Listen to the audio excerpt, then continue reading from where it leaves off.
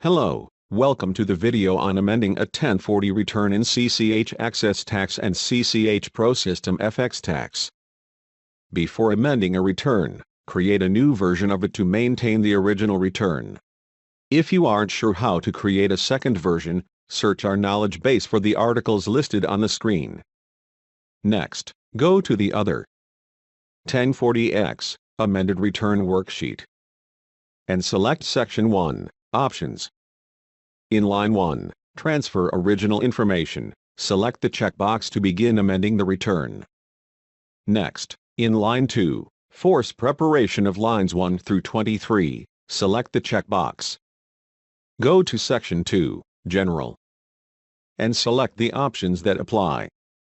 Go to Section 3, Original Return Information and Overrides, and enter any applicable amounts.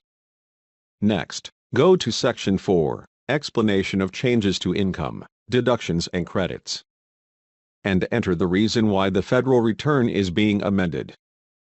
If a state needs to be amended, the next step is to select the state to amend, and transfer the original information. In this video, I am only amending the federal return. Now that the return is marked as amended, we can continue to Step 3, and edit the amounts for the amendment. For this, I will enter additional wages.